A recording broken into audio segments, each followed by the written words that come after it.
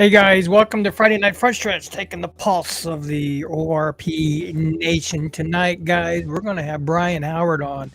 My co-host, as you can see, he's not around anywhere. Chuck Burnley is feeling ill at the moment, but I did send him a link if he wants to join in the podcast. But tonight, we have Brian Howard, our co-chair from QSAC, coming on tonight to answer some questions and talk a little bit about the quarter scale and the insurance and a lot of different things coming up in June for the asphalt nationals, including the dirt nationals, as we are getting closer to the season. Brian Howard, he drives that car, the number 83. I think that's a JP55 chassis that was taken down in Kentucky at the Worlds. He showed up for his first dirt race down there. So further ado, let's bring in Brian Howard real quick. Brian, here you are, man. Well, how you doing tonight, There's Mike? Brian Howard. Where are you from? I am in Kentucky. You are in Kentucky. Who else is from Kentucky that I knew that was down in Tony and John, the Walkers. The Watkers, yes. I met them down at Louisiana here just about a month ago or so. Yes. And I think Tony's the races and John's the dad, if I remember right. Yep. John races too. He usually races asphalt. I don't think he's ever raced. Yeah, dirt. yeah. He was I really enjoyed talking to John. Of course, we're kind of the same age, and we were talking about old days back when we raced quarter scales and some old time racing going on and stuff like that. Very enjoyable guy. But so that's a JP55 we're looking at right there, eh? It is, yes. How Sir. old a car is that? It was brand new in 21. Really?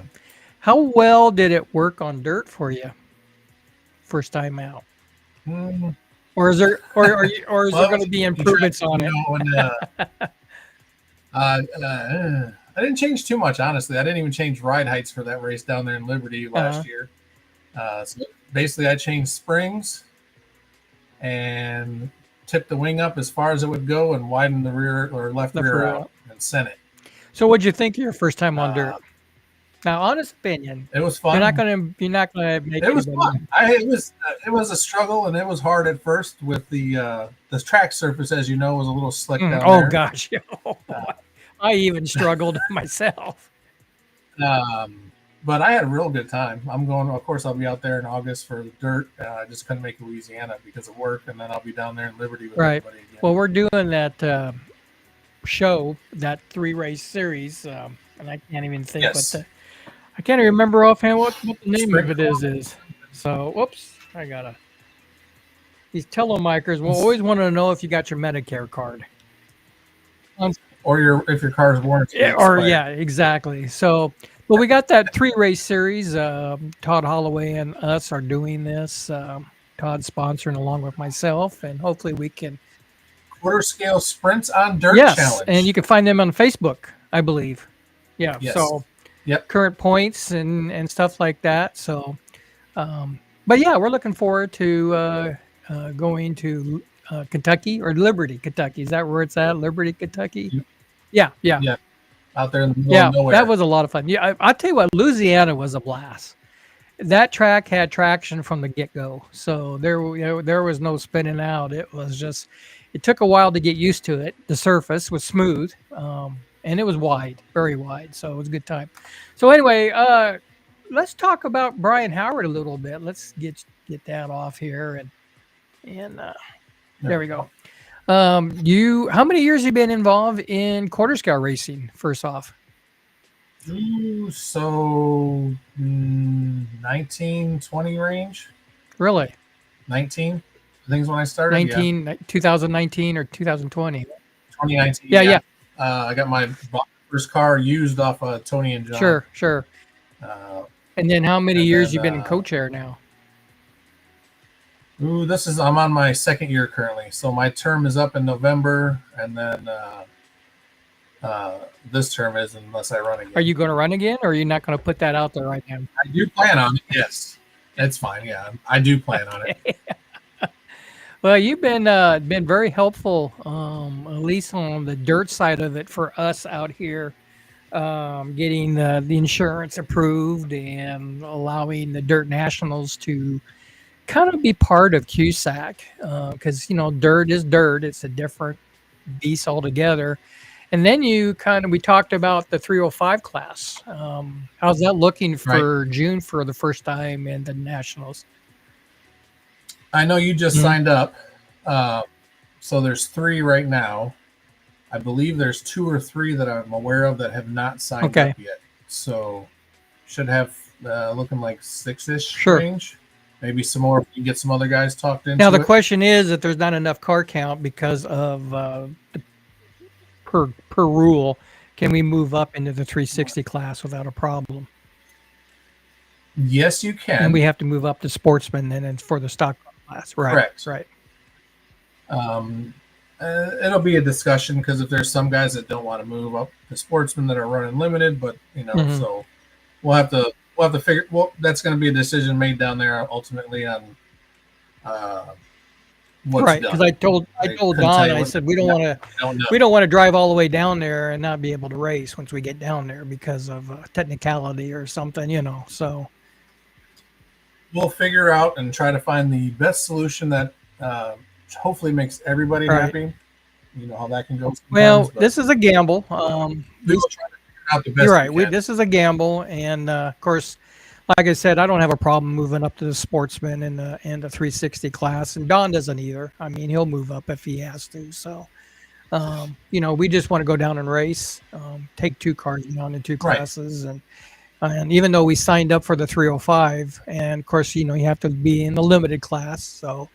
We just want to make sure Right. we have a place to race if we get down there and there's no car count. So We will make sure people have a sure, place to sure. race. We're not going to turn people away. So talk about the June race coming up. Give a little bit of insight to the people that are new on the show or about the Asphalt Nationals. I forgot what count we're at right now, but I want to say we're over 40 now. 40? It's 45, 50 range, I Mhm. want to say. And I know there's people that haven't signed up, just ones that have told me. So I know there's more coming. And it's still 2 months of or a little less than 2 months now of pre-registration left. So a lot. I mean, time is not a problem as far as getting pre-registered. It's just I signed up early. I'm usually one of the guys that are like 2 weeks before it ends. I'm signing Sure. up. It's just one of those things. Sure. But don't know about weather yet. But I don't want to bring it. We won't even talk about that because The weather. Yes. Well, when I went down to Texas, I think 2 years ago, they had the Nationals down there. Was it 2 years ago? It was 21. Yeah. 2021. Yeah. Down there. That's when I met Yeah, you. Yes. and before we got down there, I guess it poured. I guess it was like the track was a lake on the inside. Yeah, they had to pump the water out of the middle of the track because it wasn't draining fast enough out of their drain. Oh boy! But yeah, did we end up using Thursday? I don't remember. No, we didn't end up having to use Thursday. Some of the rain came, but it didn't stop the program. Sure. Basically, it was better than it like Alabama, where it interfered in the middle of the day, but we were able to get everything in ultimately there. So and in Texas, so Well, it dries pretty. we will find make it work because we want to get all our laps in as everybody wants. It dries to. pretty quickly down there when it does rain, though, huh? It does. It's more the puddles and mud you walk through to get there, depending on where you park. Sure. Yeah, that was me and Kim went down there, and that was an interesting first time I've ever been to an Asphalt Nationals before, and met a lot of people like Steve Cheek was down there, the creator of WCM, him and Rick Beneker was down there, and I got to talk to them, and I haven't seen them in my first WCM was bought in 1986, so you know how old I am, and a little older. Yeah, and he it was really a fantastic time to sit and talk to Steve and Rick Beneker, who took over WCM when Steve and Carol, his dad, sold out. So it was a good time talking to them, and I didn't realize how old he got, but then I look at myself and I got old too after all these years. So. Try not to realize how old we've got. Well, Steve Cheek and Carol, his dad, and John Rahe kind of created the quarter scale cars back in the 80s. And they created, between the two of them, they created QSAC to make sure that both chassis manufacturers follow a guideline. So everybody's kind of equal, even though you got a WCM or a Rayco. It's still within the guidelines, and that was kind of the creation of QSAC was back in the 80s, I believe. And and WCM, which was, they call it the Winter Circle Manufacturing or the granddaddy of quarter scale. Boy, you can call Steve on a Monday morning, and he can send parts out. He can do tech service for you. He was quite the guy. He really helped everybody out, and so did Rick Menaker too. But Rick was kind of on his own, because he ran the shop and the phones at the same time. So, but yeah, that was, that goes back, oh my gosh, many years.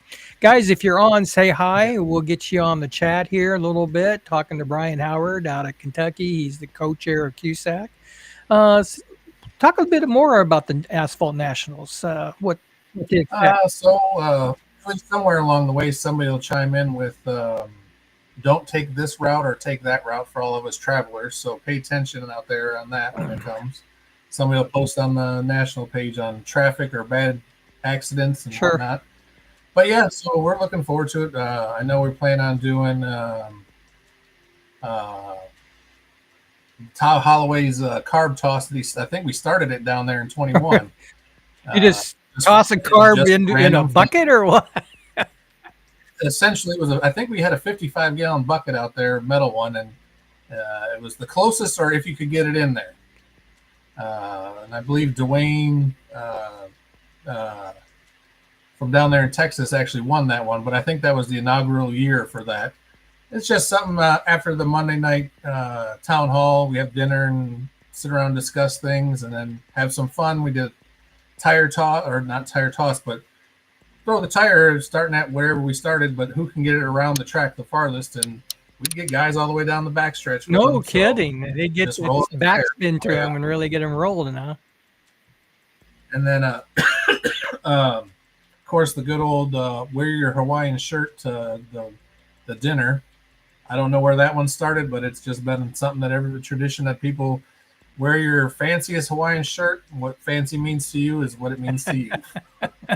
But yeah, Monday night, of course, Sunday's all practice. This is all Monday night stuff. So just good time. Just do a bunch of practice, get your seating round done on Monday, and then have dinner and socialize, have a good time before the melee of the week starts. Sure. And, of course, it's the theme of the week is, of course, racing is competitive, but having fun. Right. We went down there, I believe Five Star Hobbies was down there with their big motorhome. And so Don's bringing his penthouse, we call it, in his trailer. So hopefully we get to park where Five Star was at, because that was pretty convenient for them to sit there and off this side of a turn 3. But there's plenty of parking. I believe there's plenty of parking down there for everybody.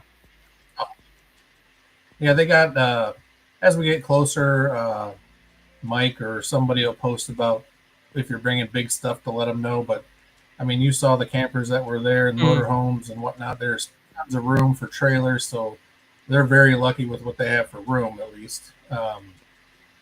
So that parking's not going to be an issue. I don't. Well, it looked like there's a pretty good car count for the Grand National class, and that's kind of a blue-plated stock car class, I believe. You've got 10 or 11, I believe, right and that's now. Pretty big for between Grand National, trucks, and sportsmen are roughly 10-ish range each, give or take one. So, and sprint car, regular sprints are right. There's good, and then 3 5 ECM and limited are about, I want to say they're 3 or 4 each. Right. Well, if the 305s don't make it, there's you said 3 or 4 of us move up into the 360 sprints. And the guys I call it 360 sprints. I'm still the old school. But the other sprint car class, I guess that will add on, 4 more cars to that big sprint car class. So, as long as they're comfortable, we don't want to move somebody up if they're not comfortable. Right. Well, I don't care. I just want to race. Well, and so, I just want to go down and have fun. And like I was telling Don, Don Liskey, he's raced a lot of quarter scales on dirt, but he's never done a lot of asphalt racing except for up in Algona. And I said, one thing about it you're going to do is you're going to learn a ton. Things that you just, I mean, even when I went down to Louisiana and talking to Holloway and some of the guys, man, I picked up a lot of little things, just little things that makes a big difference. And I've been in the sport since 1986. You'd think I know enough to be competitive, and I don't. It's amazing how much you don't know. So just going down there and educating yourself on these cars, because these are race cars. These are not little toys and stuff like that. These are built to race. That's what they're designed to go left. And they are small race cars. Yeah, they're just, I always said it's one step closer to get into a go-kart, basically. Yep. So there's a lot to learn. It's a fun sport. I really enjoy racing large scale. and I'll keep doing it until the old body says you can't anymore. So, Oh, speaking of which, how you healing well, up? I'm starting physical therapy this week. I had a good day today for the first time in a long time. I don't know. I wasn't walking with a cane, you know.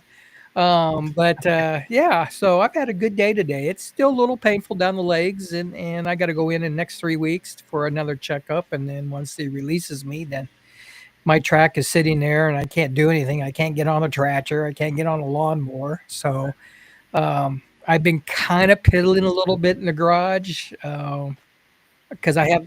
You're kind of limited Well, I right now. can't. You can't bend down. You can't bend. You can't pick Right. anything heavier than 10. What's a milk jug weigh? 5 pounds, 3 pounds, 2 pounds. 10, yeah. So I've got to be careful. So I got one of those little clippers. You know, you pick stuff up with your. Oh, the grabber. So I'm out there rebuilding shocks and oiling shocks up for that stock car that I bought, and I dropped the shock spring, and I'm looking down at it, and I go and get my clipper. Well, that's getting to the point where I'm getting kind of spoiled.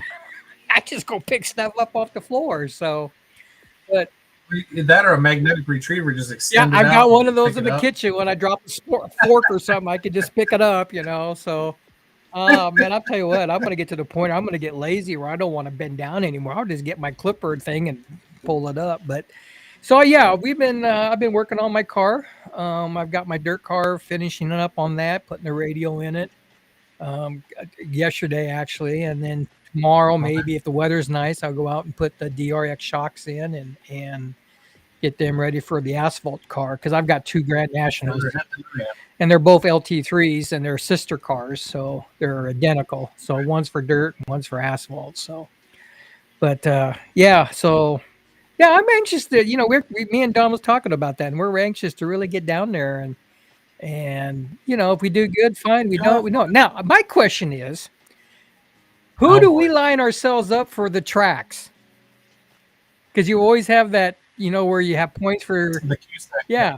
How does me Yes. and Don figure in on that? Well, technically, you are a sanctioned track, so you can race under Outlaw Raceway. Okay. I mean, I guess if you want, you can pick a different track since there's just So what's two the of story you. about that? What's exactly the goal behind that is when you get different? So I don't. I'd be lying to you if I told you the exact formula on how points are Mm, made. So I'm not even going to attempt that. But essentially, the X amount of racers and their highest finishing position for each day is used, and I don't know how they pick how many drivers from each track, and then at the end of the week, the finishing position you have in each days of racing earn points, just like they do for your total for the day and mm, the week, and that. But you're only using the top place finishers for of those certain people to earn points for your track. So at the end of the week, whatever track has the most points wins the cup for the mm. next year.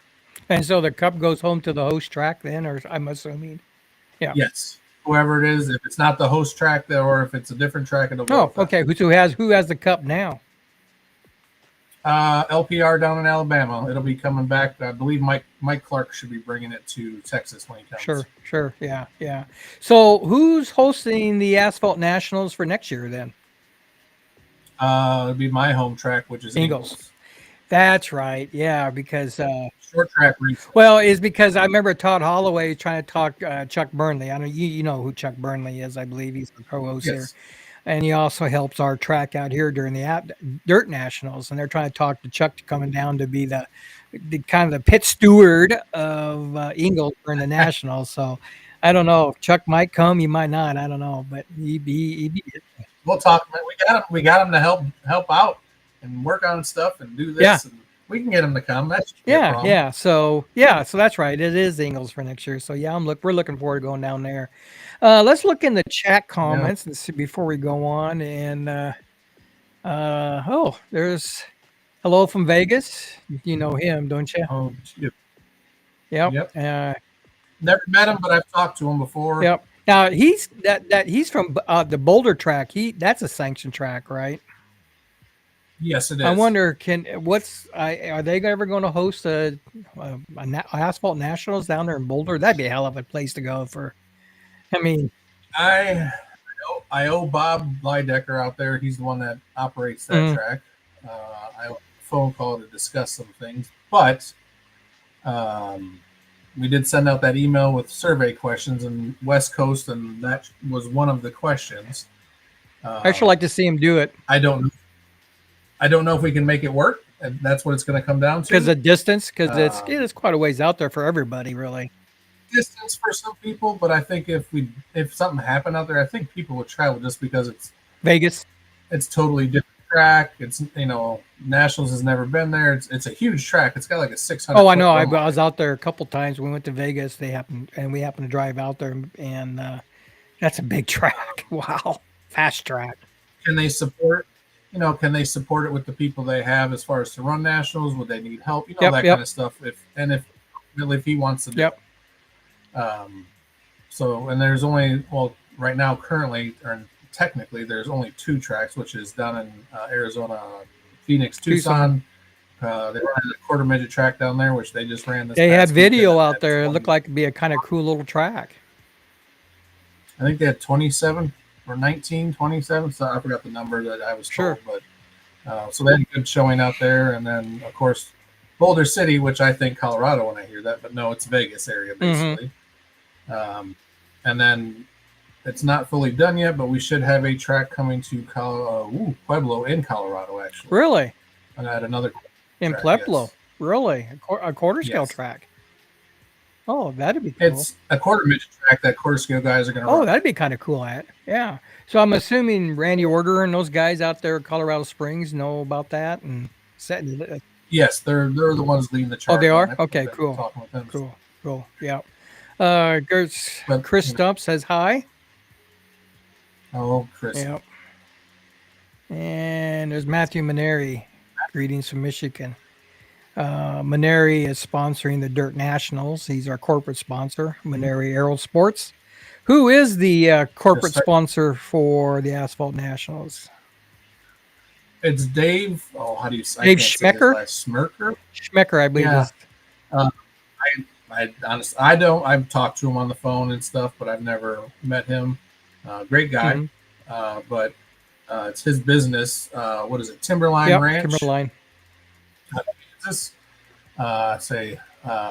But he's the title sponsor this year for Nationals out there, the paid Nationals down there in Dallas.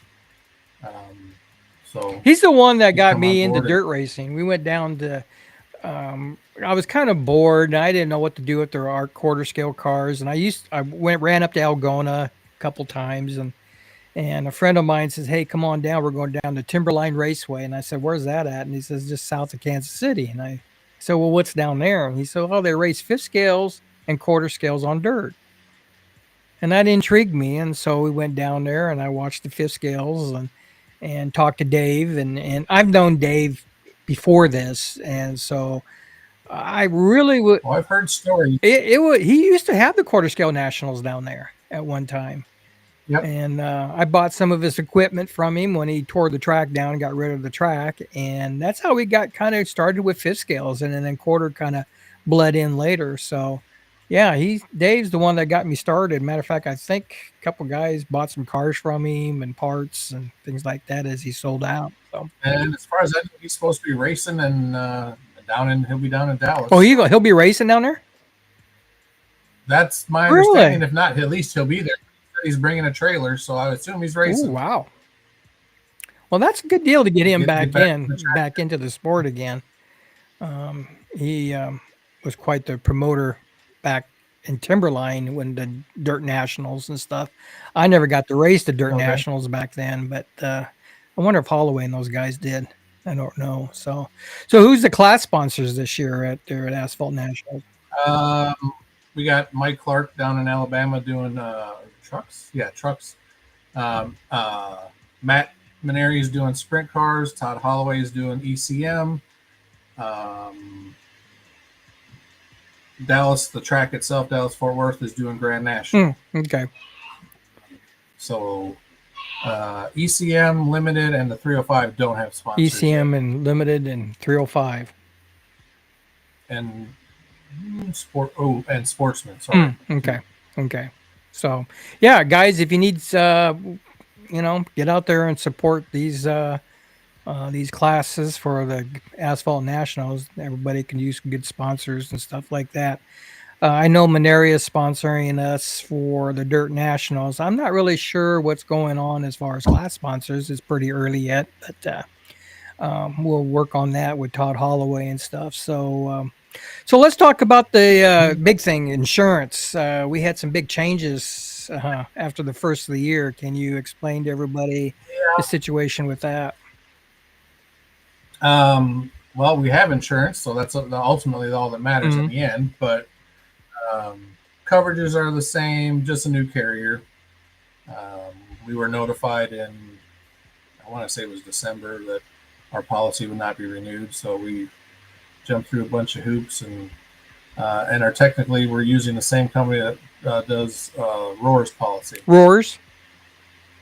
Yeah. Yeah, they are the ones that have the policy too. Yeah. Really? Well, that's a good deal. At least it keeps it into the RC community then. Right. They were not as familiar with our stuff, of course, as far as quarter scale is concerned, but explain them, answer the questions we need to answer, and of course the carriers weren't as familiar either. So, but it all worked out in the end, and coverages are the same. As far as the track, like yourself, you got the same. Everything's the same. For the accident side of stuff, or what we call it, the spectator type insurance. And then there's the accident policy we still have for the membership as well, which is essentially a supplement to your insurance if you have. And surprisingly, the insurance never really went up all that much. It only went up $5. No. I know AMA is a lot more money than what the QSAC insurance is if you want to join AMA. Now, if you get into big car racing where you join IMCA and stuff like that, you're talking $150 or better for a license. So we're pretty reasonable. Overall, cheaper than a lot cheaper than a lot of other forms of racing, or even in RC world. And the sanctioning for Roar are over $50 for a track. Oh, that's right. Roar is a lot higher than us then. I want to say 75 to 100 right now. And Roar, right. Yeah, and I think memberships are more too than the $30. I want to say they're 45 or 50. Right. Any big rule changes anybody needs to be aware of as far as? Unfortunately, you guys sent an email out, but I had surgery then, and I didn't vote on crap because I just didn't feel good. So I just, was there any changes as far as rules per class, or as far as rules are concerned? None right now. We got some things we're working on, but it's just not worth doing right now, and it's nothing earth-shattering anyway. It's just basically cleaning up the rule book and tidying up things and wording. So it's what did we do? The two bylaws we did were changes. One was the holy smokes! Now you're going to catch me on that. 2 years as a member before to run for co-chair. Basically did that. Just you need to be somebody that's invested somewhat, not just a one and done or that kind of thing. So you're invested in the organization. Sure. Because it is a big job. There's a lot of stuff that goes on that you don't know about between phone calls,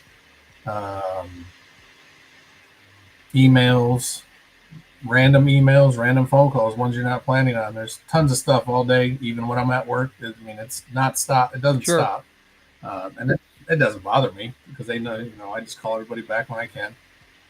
But there's just a lot of stuff behind the scenes, even just to get nationals to go on. And it's not just me. It's working with a team of people. So my Doug and myself are we got all the committees and people in the committees, the track owners we talk to all the time, letting them know things. So a lot going on with that. Sure. Holy smokes! I'm trying to find it here. I forgot what the other one was. Well, Randy Order come up with a question, and I was going to I was going to ask you the same questions that he did. What is the plan for carbs? I keep hearing they're going to change. What is the carburation? That is, as far as rule change, that is something that just can't be done right now anyway because of time. So the way our bylaws and stuff are written, we can't impact parts because that would be considered an impact part. We can run it through the process, but technically the change wouldn't happen until next year's rule book. So now let me back up. Let's tell you the issue with carbs. So currently the only place to get a WYK 194 that is readily available and under $90 is Dave's Discount Motors. They're $65, I believe, currently. Don't know what's going to happen with all that, with all this tariff stuff. I don't know if anything at all is going to happen. I think we should be okay. And availability was the next concern, other than price jumping up over $20 here within the last 2 years, a year and a half. I mean, they used to be $40, $45 even, and now they're $65. So that's concern number one. Concern number two was their availability. Myself and others within the QSAC, as far as between co-chair and leadership type positions, and even racers have called Walbro. They are still making them, but they don't have a set amount they're going to make or a set schedule is basically what it comes down to. So when they do make them, they're not making as many as they used to. Mm-hmm. So we have been testing essentially knockoffs of the same exact carb. 10.5 mil carb. I've ran one. There's other people that are running them, local races, just to see how they work. And so far, no issues. Are they legal? That was the other question I had. Is if currently they're not legal technically. Now, local racing is a whole nother ball of wax in the sense like I want to run them locally just so we can say, yep, we're running them. What we do know is there's no advantage to them. There's no disadvantage to them. They're essentially the same. So that's the good thing. I guess good thing number one. Number two is you can get them for as low as $10. But you know what? Those $10 carburetors don't last very long. That's the chance you take. Because being in a small engine repair that I have the last 4 or 5 years, you buy those Chinese. Cheap doesn't mean better or good. Those Chinese. The problem is when you replace them with these Chinese carburetors, which they're half the cost in some cases than a regular stock carburetor, like on a Toro or something. But boy, when they go bad quickly, Yes. And a lot of them, some of them leak. But they're not machined. Yes. Like Walbro has probably specs of some sort. But these Chinese carbs that we ran, at least when I was in the small engine deal, we put them on just because the customer wanted them. They're cheaper. But they have a tendency to leak fuel and they don't run very good. And you're just always pull them out, put another one in there, and hopefully it works. And sometimes you get a good carb and sometimes you don't, So they're of the people I know running them, basically testing them for us right now, and myself since November. There have not been any issues with them, so that's the good part. Long term, we still don't know. Sure. So we're not in a hurry to open up the floodgates on this because we don't want there to be a problem. Everybody buying hundreds of dollars worth of something and then it's crap. Well, the other question that came to me, and of course I don't do any answers, right? I say I'll talk to Brian. I'll talk to Brian because I don't want to stick my neck out there. But why? So the question is, why can't we run the carburetors that come with the Zenoa carburetor? Even though they're a 15 millimeter open barrel or they're a butterfly carburetor, even with the restrictor plate, because they're like $15 and they're a Walbro carburetor. Right. You buy a motor and it comes with a carburetor. I kind of know the answer behind it, but what is your answer behind that? I know. I ran a spacer. You get those white spacers, right? When you buy a restrictor plate. I had a guy made me a spacer tall enough to clear the butterfly. Yes. I know what you're talking. What? So the issue now, I believe on the West Coast, they ran the motor as it came with the black phonetic block and everything. And other people ran it with the QSAC manifold and the 10 mil carb. I don't know about mixing the two, but essentially, if you have a 15 mil opening down to 10, you're restricting it so much. You're throwing so much fuel at from the carb into the motor. It's not going to work right. Yeah, that was the thing that I was Based thinking on my of. Right. experience with motors in general, I have not tried this yet, so I don't know personally. But on the West Coast, when they were doing that, my understanding is they were essentially the same. I know there'd be a lot better carburetor, especially when it comes to the high and low settings, because there are separate needles versus the one on top versus the two on the side. The barrel carb is, to me, very easy to adjust and requires, for even the basic racers, it should have no problem. When you come into the regular butterflies, there's more variations and things you can do to a butterfly carb and the jetting and this and that. Now, there's another carburetor out there that Walbro makes. It's called a YK58, and it's a barrel carb. If you look at the carb itself and you set it side by side to a 194, they're identical. I mean, you can't tell the difference except for the opening. Of course, the small one had the 10. This one has the 15. But it's a barrel carburetor. But if you turn it around, the pulse ports are located different because of the stuff. So that's some application that was.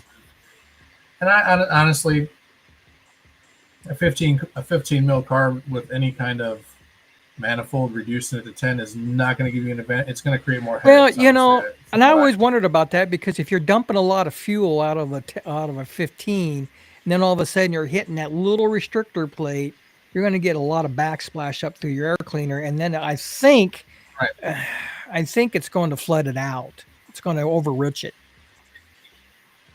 So you're never going to be able to adjust it out. It's not going to run right. Okay. I hope, Randy, that answers your question, that they're still working. But ultimately on the carbs, we are running 194s at Nationals and the Walbros, and looking to the future of a solution for shortages / price hikes / whatever. Right. That's why I went out, because I'm a dealer for DDM, and I went out and bought a whole bunch of carburetors from them for me and Liskey, and being a dealer is not much price cut either anymore on those Walbros. No, I've heard that, and that's why there's not many people that have them in stock right now. The prices, it's not worth them to have them. And if you go on eBay and you can't find them on Amazon, but eBay or wherever, I mean, they're way more than $65. Oh yeah, they're up to $90 now, because it's price and demand. So. Well, hope that answers our carb issue. Of course, this won't come down to probably next year, maybe, on these carbs then. It would be a change officially for next year's rule book, basically, if it happens. Okay. And I can't say it's going to, because nothing's been done. It's all it'd have to go through the RRC and all that stuff to be approved. Okay. Well, that's a good deal. It's just not good. That's what we're doing. All right. Well, solve that problem. That's one war done. I don't know if it's solved yet, but we talked about it. So where are you where are you heading for your next race coming up? Are you tomorrow up in Ingalls is our first race / test and tune day.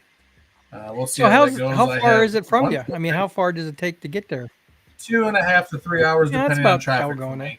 Yeah. Well, we want to talking about Algona. We want to send out heartfelt thoughts on Bob Diekman, who passed away. I don't know if you knew Bob. I known Bob, for years. He was instrumental in making Algona what it is today, as far as the track and the driver's stand and the fencing. I remember racing Algona way back in the 90s, early 90s, and it was just a little asphalt oval with a small little driver's stand. Wasn't fancy whatsoever. And Bob came in, and of course he knew a lot of the businesses in the community, and he recruited a lot of money from a lot of people to build that track the way it is today. So we want to send thoughts and prayers out to the family of Bob Diekman. He was the last time I talked to Bob was last summer. he happened was it or 2 summers ago. He greets everybody, and Bob was slowing down a Right. lot, but he always showed up. He greeted everybody. He'd thank you for coming. And I remember sitting in the stands with him, and we just talked and talked and talked about old days of racing. His wife Morena, I can't even pronounce her name, but she was at the Knoxville National Museum, and then Bob kind of helped with the Knoxville National Quarter Scale Nationals down Mhm. there. So big promoter of quarter scale. You love RC racing. You love little kids getting into the sport. So he's going to be dearly missed. But yeah, Bob was very instrumental on promoting not only Algona but QSAC and the quarter scale events down there over the years. So if you guys didn't get a chance to know Bob, he was quite the character. He good guy. Never said a bad word to anybody. Very good guy. So, any other news going around before we close out our show? Mm, I know we're going to have some guys coming not, on probably right before June. I believe we were talking about I Blake know. Babbitt, I believe his name was Yep. From from Dallas. Yes, Dallas. sir. We're going to probably have um, Randy Brown out of Randy Brown. Yep. Michigan. Maybe Matthew Maneri can get on too. And of course, right before the Dirt Nationals, we'll have Chris Stump, maybe yourself, do a little roundtable The thing trio. about the Dirt Nationals or some stuff like that. Well, if you have Paul and Todd on for that, make sure Chris shaves his head so they all three match. I could see Chris shaving his head. They got to be like they're like the Yeah, triplets. yeah. Old Paul boy, I don't know. I don't know if you heard that story, but I was standing next to him on the driver's stand in Louisiana, and he was leading that race, Oh, and boy, and Paul pulled a really good line. He was in the center. He didn't waver, and I was working on him a little bit, trying to pass him for that win, but he was just shaking already. So, but that was a lot of fun down there. We plan on, well, actually, me and Liskey's planning on going down there next year for the Gator Nationals. You got okay. to make it down there. Yeah, it's a long trip, but I'm gonna try. it's uh, only track I know that's Well, got it's a not as bad next year because I don't have to drive there and then come home and then go to Texas next. right, So right. next year Yeah, it might be more might be feasible. more feasible. So, guys, if you're got any more comments, I don't see much going on right now. It's kind of a quick night. We must have solved all the world's problems. Yeah, well, it's a beautiful night here in Nebraska. There's clear skies, no wind, and we got talking about my first race is April 26th, and Dennis Stevens is talking about trying to keep the track date open for the 26th. I just can't get on the tractor right now and get the water truck put together and stuff. So we'll have to do some thinking about that, whether we'll have our first date. It might just be a looser, bumpier track for the Well, first we race. had some guys come out. And that's one thing Yep. about a lot of the quarter scale tracks. They're bringing a lot of 10 scale slash and stuff coming on. Um, They're starting it this year at Ingalls, Michigan, and McChesney Park. They already do that. right, Basically, intro, get them out and racing and expose them to quarter scale, which both tracks have gained quarter scale racers from right. doing that. And we're starting it this year at our track. They still have to be a QSAC member, right? They still have the same. They do Yeah, yeah, yeah. Um, because they're racing on the same day as the quarter scale, so they have to yeah, be. and that's what we're And trying to then, do too. Is we got the mud bosses events right, and the beginner class. And then we'll have the Traxxas modified slash late model, the new car that came out. right, And then I saw had some that. interest in some guys saying bringing out their Losies, those new Losi 22s, I believe they are, or 2Ss, or Oh, the new sprint that car. new sprint car, yeah. Um, so they want to come out and race out here too, and so we'll do it all the same night. But you have to be a member of QSAC, and don't forget, guys, Right. before you can get on the track or in the pit area, you have to be a QSAC member. So make sure you go to QSAC.org and sign up and get your membership in for a year, and you're good to go anywhere that's a sanctioned track. So Yep. Otherwise, Brian, I don't have anything else for you. I don't, unless somebody's got a question. I'm nothing earth shattering going on, which is good. It means things are going well. Going well. Yep. So, guys, hey, thanks for coming on from here at Outlaw Raceway Park. Brian, thank you for coming on. We'll get you on again. Thank you, Mike. And we'll get some more Fisco. We got some more Fisco guys going to get on. I know Chuck's working on some hats and T-shirts for sale at a store that we're just have the merch out at Nationals. Yeah, and you know that's one thing we want to do is we want to do T-shirts for the Dirt Nationals.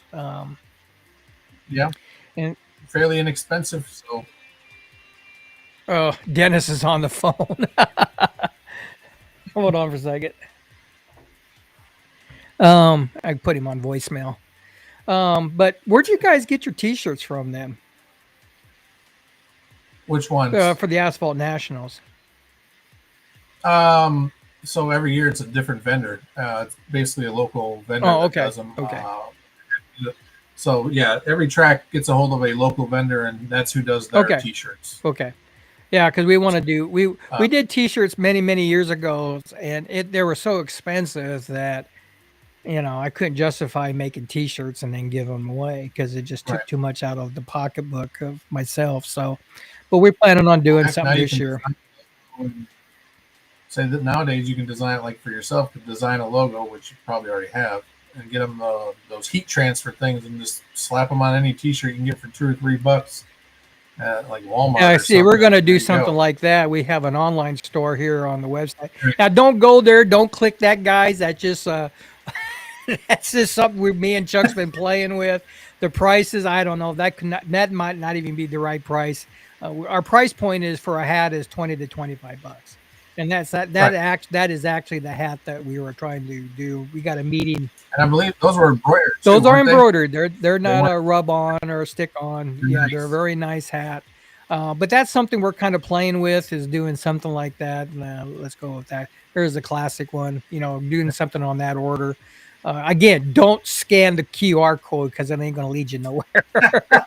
But this is something we can use to do our online sales. So you can go right from there right to the web store that the T-shirt hat guy has. Usually he's going to put it on his store for 2 weeks and then off for 2 weeks, and then someone scanned the QR code already. So, well, you ain't going nowhere. So that's funny. Yeah. You told them not to do it, so they had to do it. It's like, don't push the big red button. Don't press. Yeah, well, you're not gonna buy nothing anyway because nothing's there. But that's kind of what we're trying to do, is do an online type thing where we can put it on there, and then you can go right to their store and buy and get it shipped right to you, or you can go right down to the store in Lincoln and do it. So, but that's a nice hat. There's nice hats that Chuck set up. Someone scanned the QR code again, so now we got 2 people. I like that. Hat guy, so I'd probably get a hat for sure. So, but our price point is between $20 and $25, so we don't want to go any higher than that. That's a good price. So, guys, hey, thank you for coming on. Thank you, Brian. We got some more chats coming in. Oh, Jimmy's laughing. He must be the one that did the QR code. So anyway, guys, appreciate you guys all coming on. We're going to continue to have maybe another Friday Night Front Stretch in 2 weeks. Talk about our season. Brian, thank you for coming on. Guys, you're welcome, Mike. Live from Outlaw Raceway Park, we're signing off.